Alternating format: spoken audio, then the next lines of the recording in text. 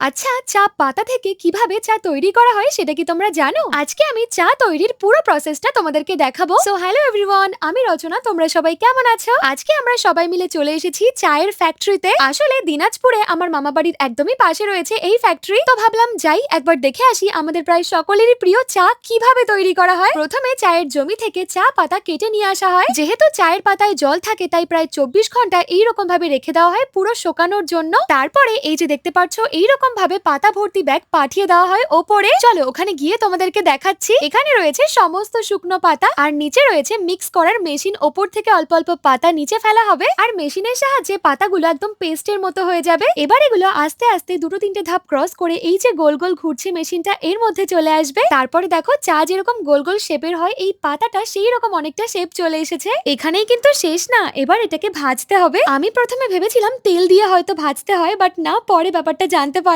এখানে রয়েছে প্রচুর কয়লা, এটা দিয়েই আসলে ভাজা হয়। সময় মতো এখানে কয়লা ফেলতে হয় আর ভেতরে চা পাতা ভাজা হয়ে এই যে দেখো চা হয়ে বেরিয়ে আসছে। কি সুন্দর না ব্যাপারটা। তোমাদের এই চা তৈরির প্রসেসটা কেমন লাগলো অবশ্যই কমেন্টে জানিও। সবে তো চাটা তৈরি হলো আর তোমরা কি কেউ বলতে পারবে এগুলো কি? এগুলো হচ্ছে চায়ের ভুসি। চা তো তৈরি হয়ে গেল, এবার চলো তোমাদেরকে দেখাই এই চা কিভাবে প্যাকিং করা হয়। তার আগে দেখো এখানে মনে হচ্ছে চায়ের একটা পাহাড় তৈরি হয়েছে, এত পরিমাণে চা রয়েছে এখানে। এবার এই যে মেশিনটা দেখতে পাচ্ছ এই মেশিনের সাহায্যে চাটাকে বিভিন্ন রকমের সাইজ করা হয়। মানে কিছু চা বড় থাকে, কিছু চা একদমই মিহি করে ফেলা হয়। এদিকে সমস্ত চা প্যাকিং করা হচ্ছে আর এখানে যারা কাজ করে তারাও খুব ভালো। তো এই ছিল আজকের ভিডিও, কেমন লাগলো জানিও। আর আমরা ওখান থেকে বেশ কয়েক প্যাকেট চা বাড়িতে নিয়ে এসেছি।